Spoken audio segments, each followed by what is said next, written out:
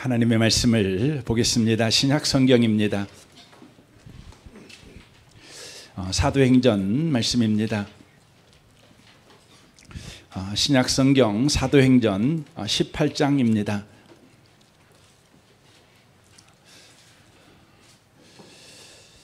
18장 24절에서 19장 7절까지 기록된 말씀을 보겠습니다. 사도행전 18장 24절에서 19장 7절까지입니다. 기록된 말씀을 같은 목소리로 읽겠습니다. 읽으실 때 하나님의 음성을 듣는 복 있는 시간 되시길 바랍니다. 읽겠습니다. 알렉산드리아에서 난 아볼로라 하는 유대인이 에베소에 이르니 이 사람은 언변이 좋고 성경에 능통한 자라. 그가 일찍이 주의 도를 배워 열심으로 예수에 관한 것을 자세히 말하며 가르치나 요한의 세례만 알 따름이라. 그가 해당에서 담대히 말하기를 시작하거늘 불수길라와 아굴라가 듣고 데려다가 하나님의 도를 더 정확하게 풀어 이르더라. 아볼로가 아가야로 건너가고자 하므로 형제들이 그를 격려하며 제자들에게 편지를 써 영접하라 하였더니 그가 감에 은혜로 말미암아 믿은 자들에게 많은 유익을 주니 이는 성경으로서 예수는 그리스도라 증언하여 공중 앞에서 힘있게 유대인의 말을 이김이러라. 아볼로가 고린도에 있을 때에 바울이 이 지방으로 다녀 에베소에 와서 어떤 제자들을 만나 이르되 너희가 믿을 때에 성령을 받았느냐 이르되 아니라 우리는 성령이 계심도 듣지 못하였노라. 바울이 이르되 그러면 너희가 무슨 세례를 받았느냐 대답하되 요한의 세례니라. 바울이 이르되 요한이 회개의 세례를 베풀며 백성에게 말하되 내 뒤에 오시는 이를 믿으라 하였으니 이는 곧 예수라 하거늘 그들이 듣고 주 예수의 이름으로 세례를 받으니 바울이 그들에게 안수하며 성령이 그들에게 임하심으로 방언도 하고 애언도 하니 모두 12사람쯤 되니라. 아멘. 함께 예배하는 모든 분들 가운데 이 말씀의 축복이 함께 하시기를 주님의 이름으로 축원합니다. 읽은 말씀에 의지해서 더 이상 겁낼 것이 없다는 제목으로 성령에 관한 하나님의 말씀을 전하겠습니다. 오늘은 맥주 감사 주일입니다. 맥주절은 유월절과 초막절과 함께 출애굽한 이스라엘 민족이 반드시 지켜야 했던 3대 절기 중에 하나입니다. 구약 성경을 보면 이 맥주절이 다양한 이름으로 불리웁니다. 칠칠절, 초실절, 오순절. 그러니까 맥주절은 칠칠절이라고 부르기도 하고 또 초실절이라고 부르기도 하고 오순절이라고 부르기도 한다는 것입니다. 특히 오순절이라고 부르는 것은 유월절 후 50일째 되는 날에 시내산에서 하나님으로부터 율법을 받은 역사적 사건이 되는 날이기 때문에 그렇습니다. 바로 오순절 날에 시내산에서 모세가 율법의 말씀을 받은 날이라고 하는 것입니다.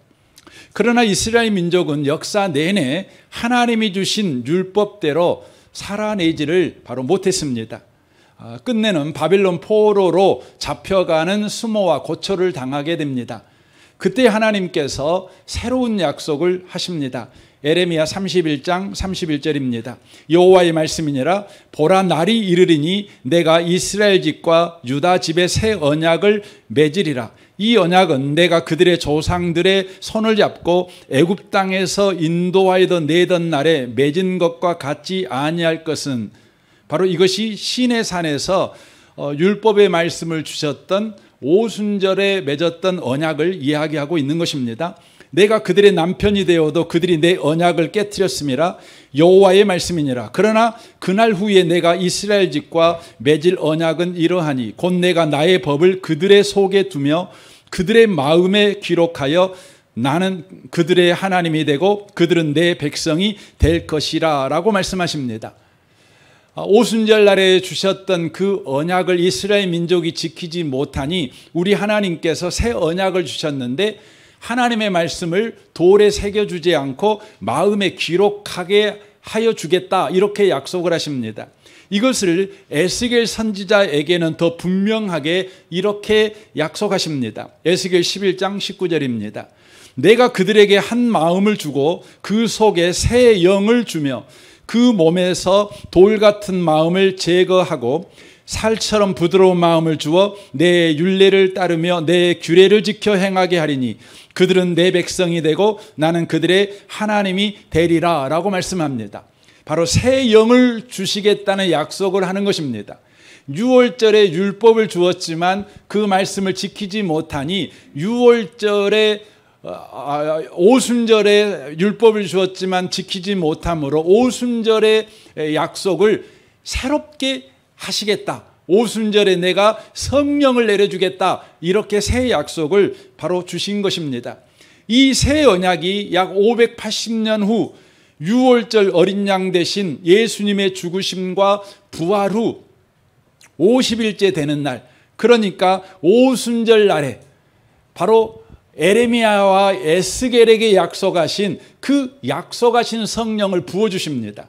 사도행전 2장 1절입니다. 오순절 날이 이미 이름에 그들이 다 같이 한 곳에 모였더니 호련히 하늘로부터 급하고 강한 바람 같은 소리가 있어 그들이 앉은 온 집에 가득하며 마치 불의 젖처럼 갈라지는 것들이 그들에게 보여 각 사람이 하나씩 임하여 있더니 그들이 다 성령의 충만함을 받고 성령이 말하게 하심을 따라 다른 언어들로 말하기를 시작하니라 라고 말씀하십니다. 오늘 맥추리절은 오순절입니다. 그래서 오늘 본문에 의지해서 성령을 약속하셨고 오순절에 성령을 주신 하나님의 의도, 왜 하나님은 우리에게 성령을 주셨는가, 이 부분을 오늘 본문에 의거해서 함께 말씀을 나누려고 합니다. 오늘 본문에는 두 가지 세례가 등장하고 있습니다. 하나는 요한의 세례, 곧 회개의 세례이고 또 하나는 성령의 세례입니다. 아볼라라는 사람은 요한의 세례를 가르쳤다고 성경이 증언합니다. 24절입니다. 알렉산드리아에서 난 아볼로라 하는 유대인이 에베소에 이르니 이 사람은 언변이 좋고 성경에 능통한 자라. 그가 일찍이 주의 도를 배워서 열심으로 예수에 관한 것을 자세히 말하며 가르치나 요한의 세례만 알 따름이라 라고 말합니다. 아볼로는 구약 성경에 능통해서 하나님께서 선지자들에게 약속하신 그 구원자가 바로 예수님이라는 것을 알게 되었습니다.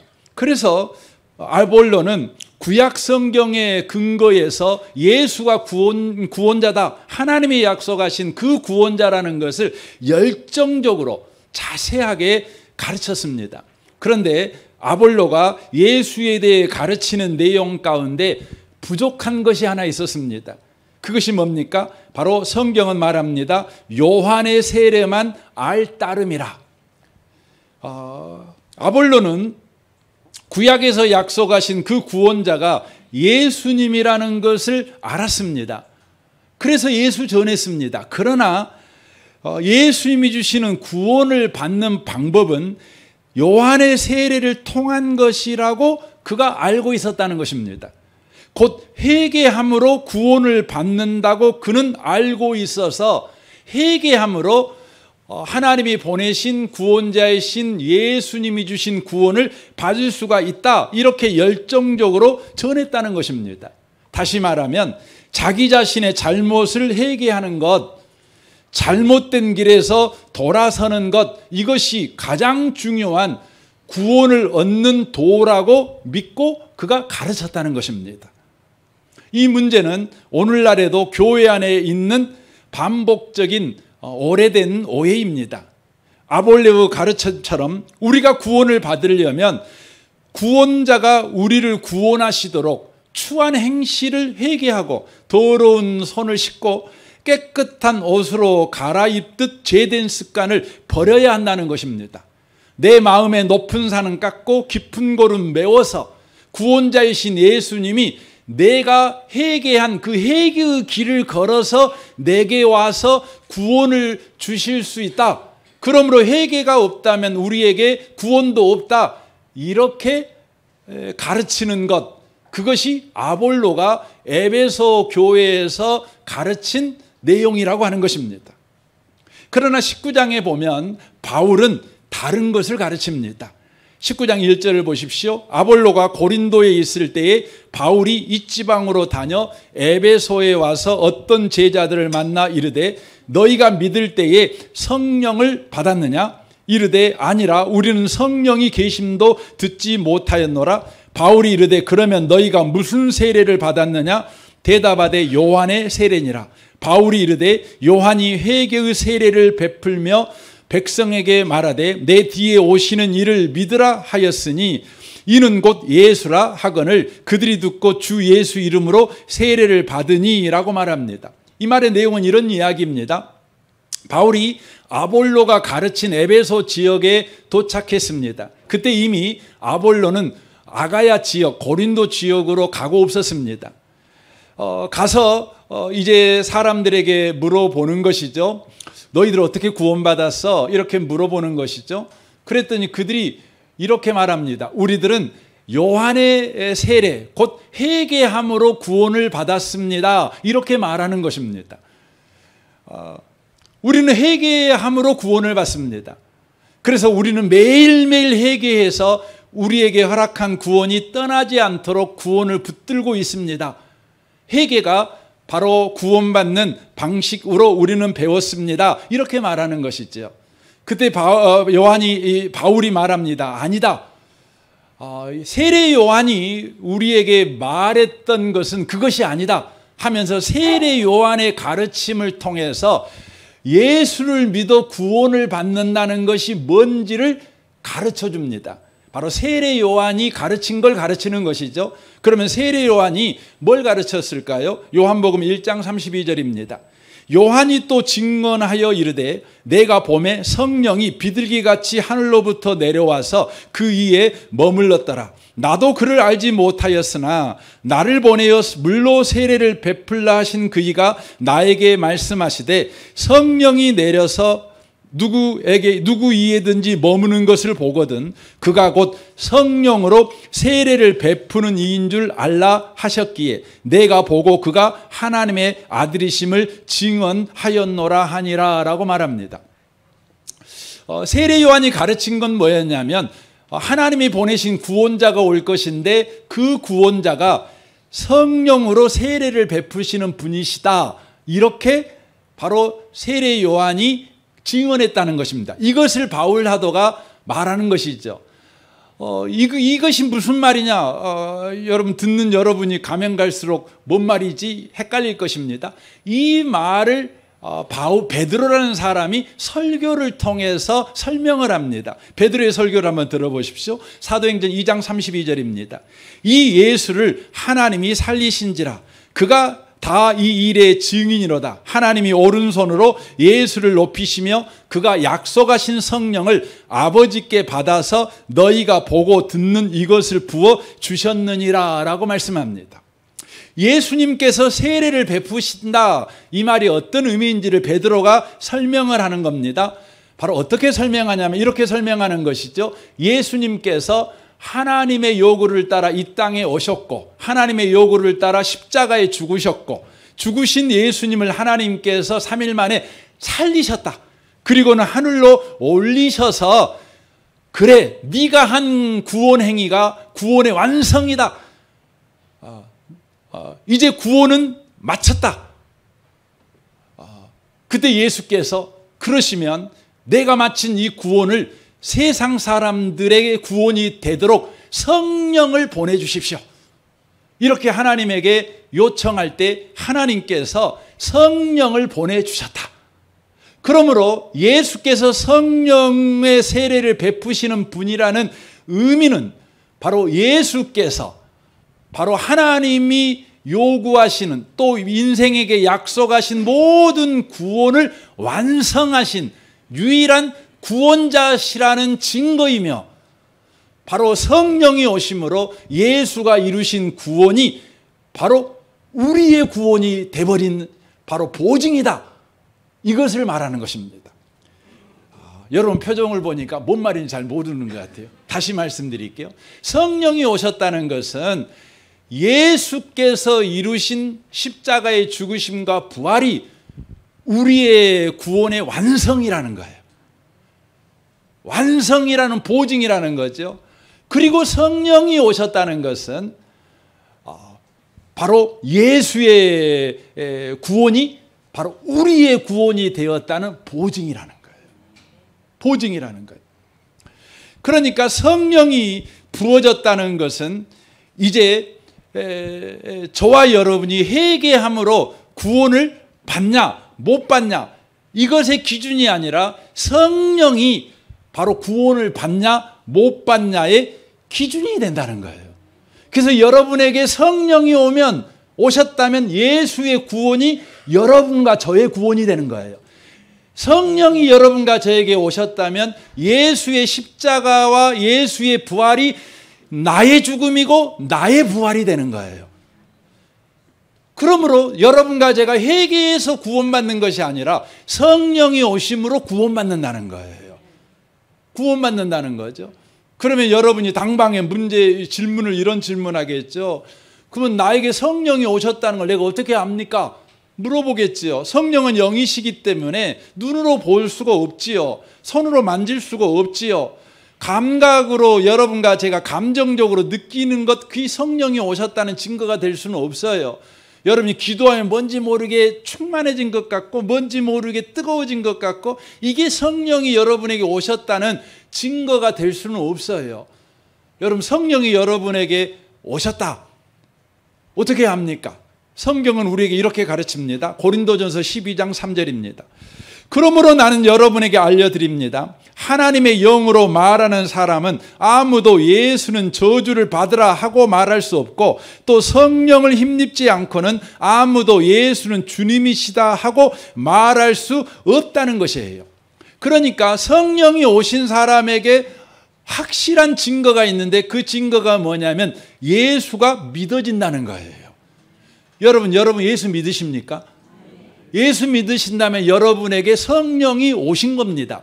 성령이 오셔서 예수의 십자가와 부활이 나의 십자가, 나의 부활이 되게 하신 것입니다. 예수께서 마치신 구원이 저와 여러분에게 완전한 구원이 되어버리게 하셨다는 것이죠. 그래서 저와 여러분이 믿음이 있냐 없냐는 중요한 것입니다.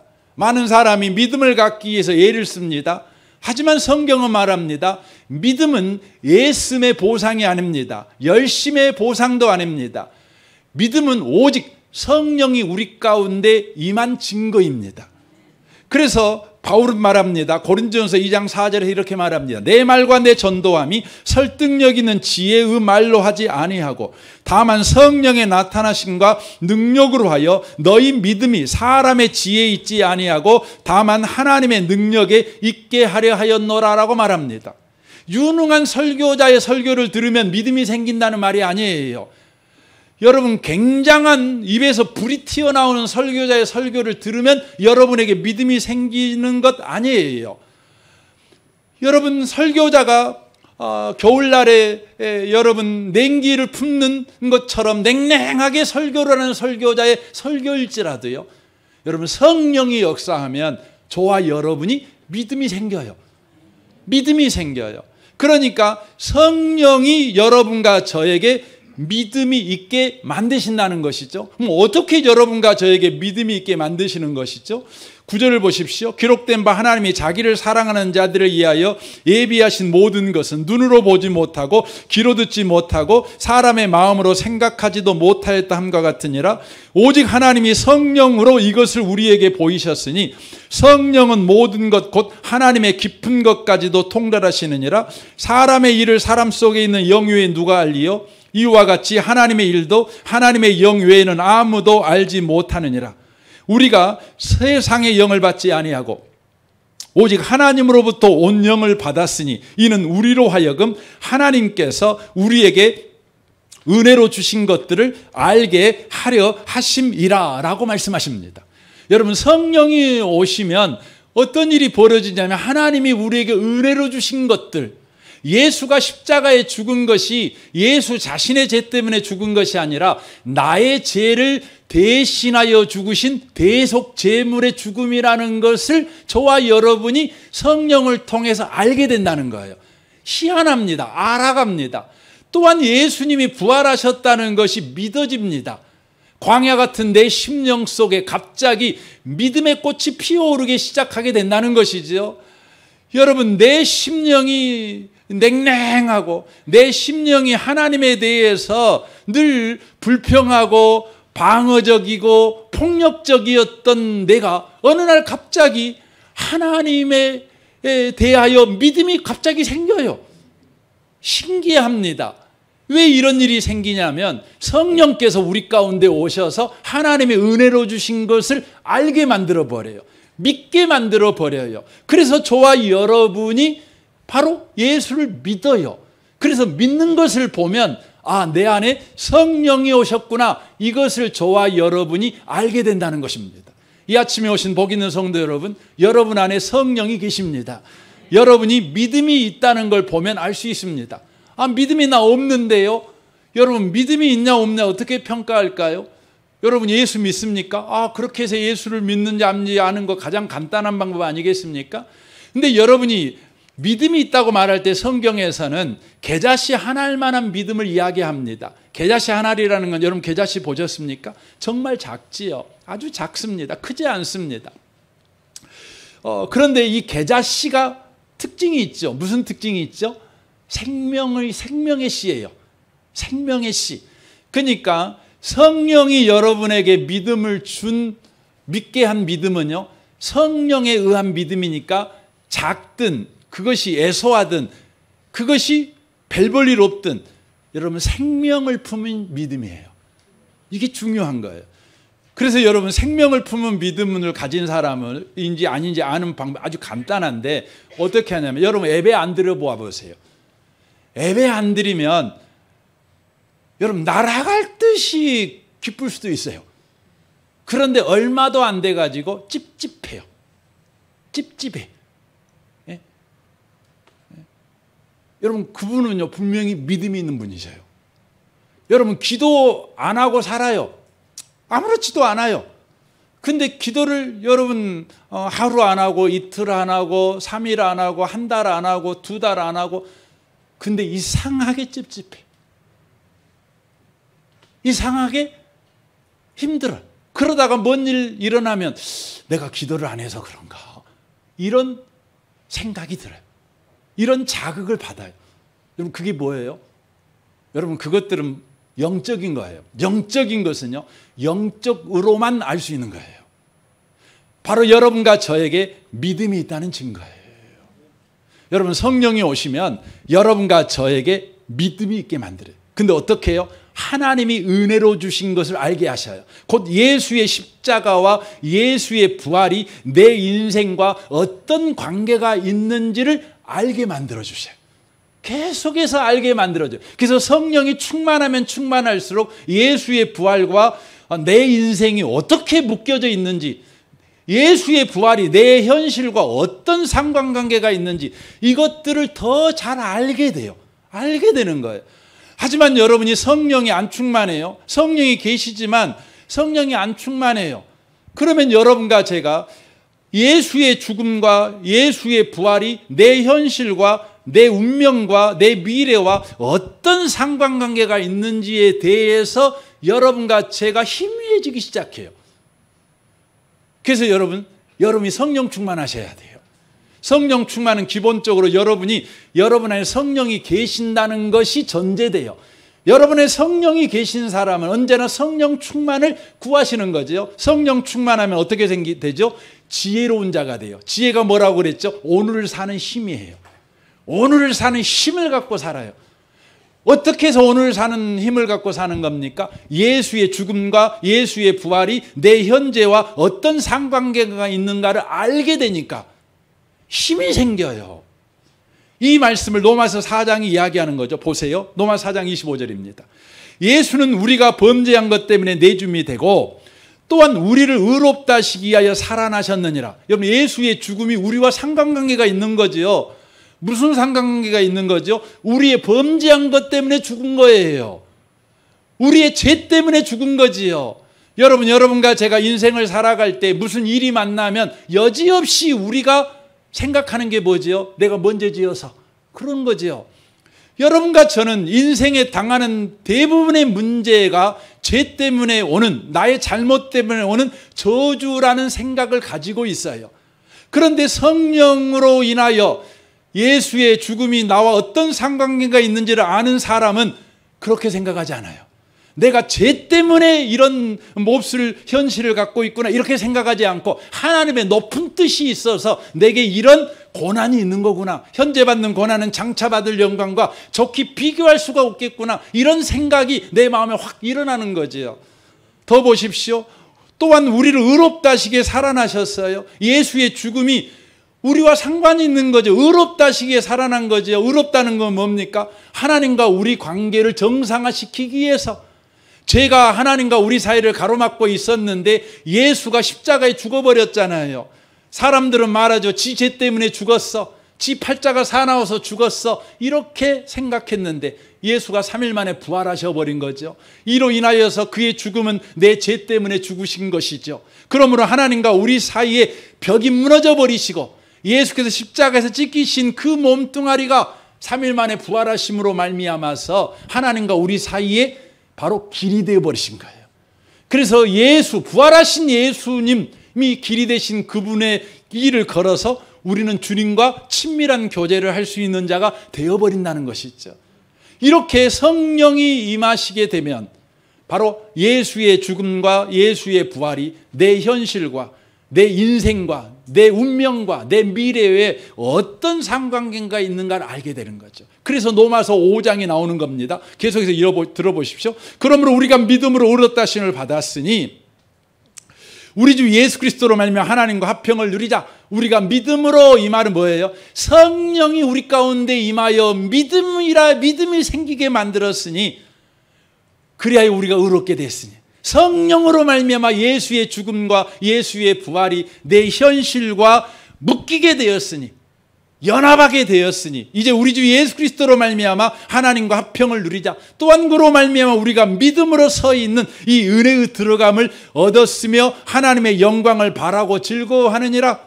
다만 이뿐 아니라 우리가 환난 중에도 즐거워하나니 이는 환난은 인내를, 인내는 연단은 소망을 이루는 줄 알미로다. 소망이 우리를 부끄럽게 하지 아니하면 우리에게 주신 성령으로 말미암아 하나님의 사랑이 우리 마음에 부음바 됨이니 우리가 아직 연약할 때에 기약대로 그리스도께서 경건치 않는 자를 위해 죽으셨도다. 의인을 위해 죽은 자가 쉽지 않고 선인을 위하여 용감히 죽은 자가 혹 있거니와 우리가 아직 죄인 되었을 때에 그리스도께서 우리를 위하여 죽으심으로 하나님께서 우리에 대한 자기의 사랑을 확증하셨느니라 라고 말씀합니다. 이 말은 이런 말씀입니다. 성령이 예수의 죽음과 부활을 우리의 현실과 묶어버렸다. 그러므로 우리의 현실이 아무리 환난일지라도 우리는 비참해지거나 무기력해지거나 절망적인 사람이 되지 않는다. 도리어 그 환난 때문에 더 속 깊은 사람이 되고 더 단단한 사람이 되고 더 유연하고 더 부드러운 사람, 더 성숙한 사람이 될 것이다. 이것은 성령이 우리 안에서 우리 같은 죄인, 우리 같은 불경건한 자를 예수 믿게 하신 것을 보면 보증이 된다. 이 말씀이에요. 여러분에게 믿음이 있다면 그건 보증이에요. 믿음 가지고 뭔가를 하는 믿음이 조건이 아니라 믿음은 보증이에요. 여러분에게 믿음이 있다면 여러분은 성령이 임한 사람이고 성령으로 말미암아 예수께서 이루신 구원, 예수의 십자가, 예수의 부활이 내 현실과 내 인생과 묶여 있다는 것이죠. 그래서 로마서 8장 9절에 이렇게 말합니다. 만일 너희 속에 하나님의 영이 거하시면 너희가 육신에 있지 아니하고 영에 있나니 누구든지 그리스도의 영이 없으면 그리스도의 사람이 아니라. 성령이 없으면 예수 믿는 사람이 아니라는 것이죠. 또 그리스도께서 너희 안에 계시면 몸은 죄로 말미암아 죽은 것이나 영은 의로 말미암아 살아있는 것이라. 성령에 계신 사람은 예수의 죽음과 예수의 부활과 묶여 살아가는 자다. 예수 죽음이 내 죽음, 예수 부활이 내 부활 된 사람이 된다. 그런 거죠. 11절 보십시오. 예수를 죽은 자 가운데서 살리신 이의 영이 너희 안에 거하시면 그리스도 예수를 죽은 자 가운데서 살리신 이가 너희 안에 거하심으로 그의 영으로 말미암아 너희 죽을 몸도 살리시리라 라고 말씀합니다. 우리는 인생의 이 틀에서 벗어나지 못한 인생을 살지요. 인생에게 주어진, 죄 아래 있는 인생에 주어진 인생의 틀이 뭡니까? 그럼 생로병사예요. 생로병사. 석가모님이 진짜 제대로 안 거예요. 죄 아래 있는 인생에게, 인생이 벗어날 수 없는 인생의 틀이 뭐냐면 태어난 사람은 늙고 병들고 죽는 거예요. 뭐 여기에서 벗어날 수 있는 인간은 여러분 없습니다. 우리는 늙어가고 병들어가고 죽어갑니다. 그런데요, 놀라운 이야기를 합니다. 내 인생이 내 인생 전부가 아니라는 거예요. 이렇게 늙고 병들고 죽어가는 생로병사의 인생이 내 인생의 전부가 아니라는 것입니다. 왜냐하면 성령으로 말미암아 예수의 인생이 우리 인생과 묶여버렸기 때문에. 그래서 저 여러분은 늙어가고 병들어가고 죽어가는데, 늙어가고 병들어가고 죽어가는 것이 끝이 아니라는 거예요. 바로 그 안에 예수의 죽음과 부활이 역사하고 있다는 거예요. 우리의 늙어가는 몸에, 우리의 병들어가는 몸에, 우리의 죽어가는 몸에 예수의 죽음과 부활이 묶여서 역사하고 있다는 것이죠. 이렇게 만드신 성령이 누구세요? 죽은 자 가운데서 살리신 이의 영이에요. 그러므로 우리의 병들어가는 몸, 늙어가는 몸, 죽어가는 이 몸도 살릴 수 있다는 거죠. 살릴 수 있다는 것이죠. 살린다는 것이 뭡니까? 살린다는 것은 바로 하나님의 은혜 속에서 살아가게 된다는 거죠. 그것이 저와 여러분에게 병들어가면 저와 여러분에게 한탄밖에 안 나오고, 늙어가면 저와 여러분에게 한숨밖에 안 나오고, 여러분 죽어가는 몸뚱아리 앞에 서면 저와 여러분에게 절망밖에 없는데, 성령으로 인하여서 바로 예수의 죽음과 부활이 사이사이에서 들어가 역사하는 거죠. 우리의 병듦, 우리의 죽음, 우리의 늙음과 묶여가지고 역사하죠. 그러니까 거기서 뭐가 나오는 거죠? 거기서요, 찬양이 나오는 거예요. 거기서 감사가 나오는 거죠. 저는 한 사람을 소개하고 싶습니다. 야곱이란 사람입니다. 야곱은 하나님께서 뱃속에 있을 때부터 선택한 사람 아니겠습니까? 하나님의 사람이죠. 하나님께서 그 인생을 하나님이 묶어버렸어요. 하나님이 그 인생에다가 자신을 묶어버린 인생을 사는 사람이 누구냐면 야곱입니다. 근데 야곱은요, 자기 인생을 자기 실력으로 자기 혼자 산다고 생각한 사람입니다. 그래서 76년 동안 그는 그런 인생을 살았습니다. 내 인생은 나의 것, 내 실력 것, 내 능력 것, 내 노력 것, 내 수고 것, 그 보상이 내 인생이 될 것이다. 내가 얼마나 잘하냐에 따라 내 인생은 판가름 난다. 이런 모토를 가지고 인생을 산 야곱. 그는 76세 나이가 되었을 때 빈털터리가 되어버립니다. 아버지 집을 떠난 이제 생고아가 되어버리는 것이죠. 그는 노숙자가 됩니다. 야곱은 더 이상 앞으로 나아갈 힘이 없어 이름 모를 광야에 쓰러져 그는 잠들게 됩니다. 유목민 문화에서는 나그네가 광야에서 환대를 받지 못한다는 것은 하나님의 저주를 받은 자라는 바로 상징입니다.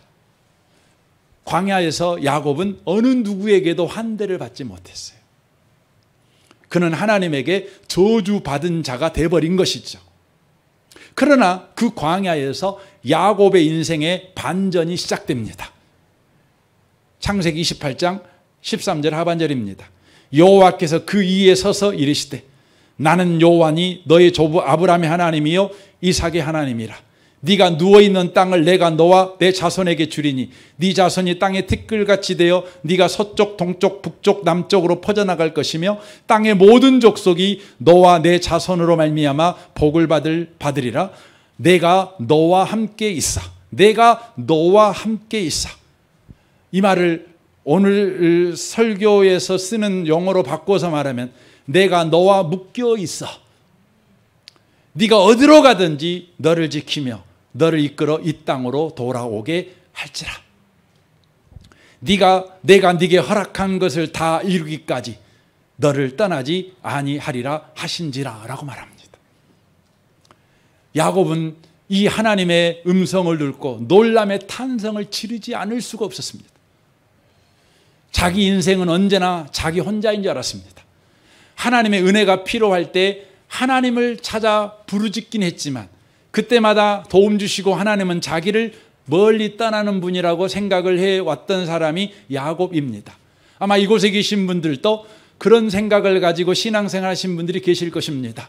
하나님에게 주여 하고 부르짖으면 하나님이 내가 여기 있다 하고 멀리서 펩시맨처럼 달려와서 여러분을 도와주고 도움을 다 끝나면 또 멀리 떠나시는 분, 그리고 또 도움이 필요하면 주여 부르면 또 주님이 쏜살같이 달려와서 뭐 도와주려 줄까?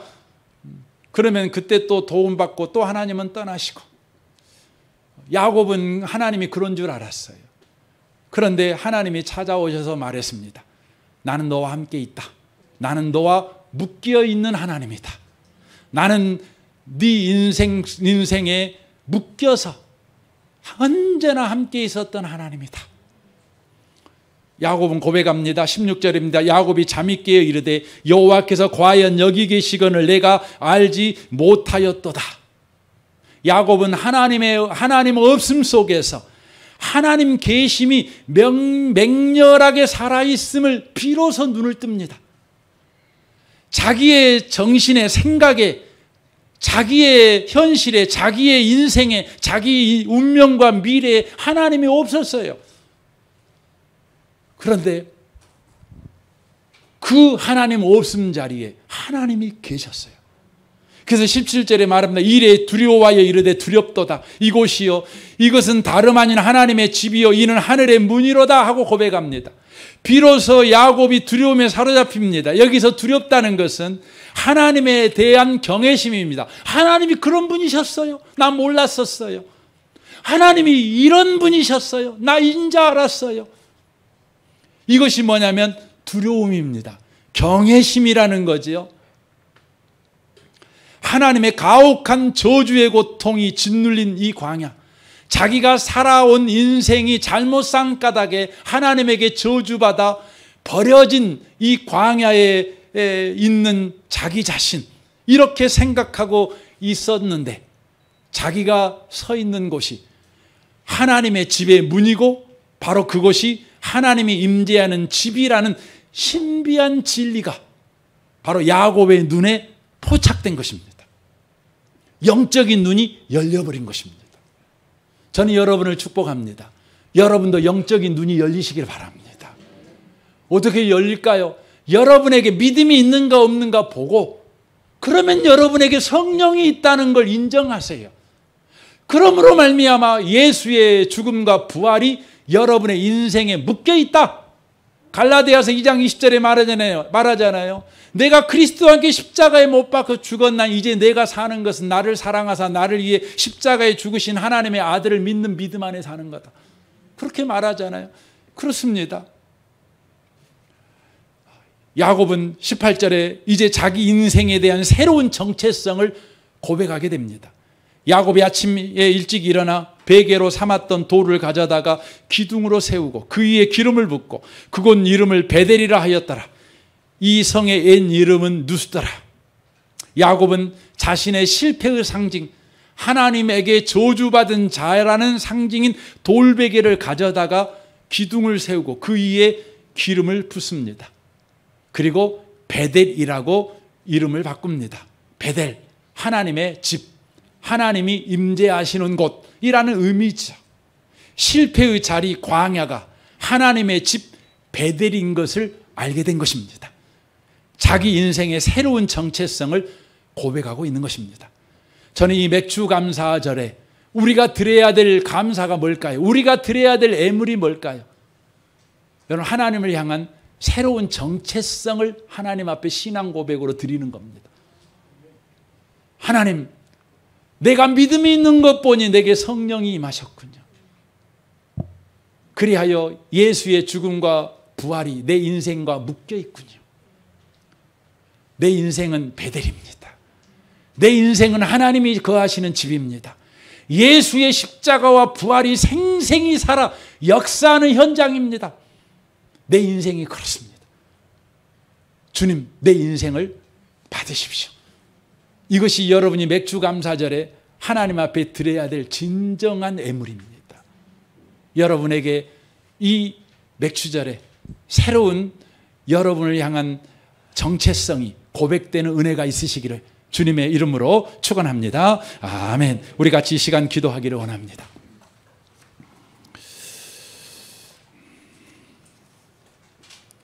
예수를 믿는다, 나는 부활을 믿는다, 우리는 그렇게 늘 이야기를 합니다. 하지만 그것이 얼마나 큰 것인지를, 그것이 얼마나 우리 인생과 우리 운명을 바꿔버릴 수 있는 일인 것인지를 우리는 생생하게 잘 모릅니다. 우리가 예수를 믿는다, 이것은 예수와 이제 묶인 인생이 됐다. 생로병사의 틀에 묶여 내 인생만 내가 살다가 나는 죽어버리면 끝인 인생을 살고 있는 것이 아니다.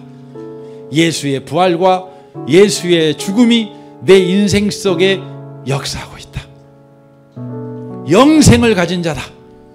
이것이죠. 주님, 이 맥주 감사절에 다시 한번 성령으로 말미암아 믿음이 생겼었으니 이제 인생에 대한 새로운 정체성을 가지고 살아가는 자가 되게 해 주옵소서. 나는 하나님의 집이다, 하나님이 임재하는 자다, 하나님과 묶여있는 자다, 그렇게 살게 하여 주옵소서. 우리 같이 한번 통성으로 기도하겠습니다. 오 하나님 아버지, 그렇습니다. 우리는 예수 믿는 사람입니다.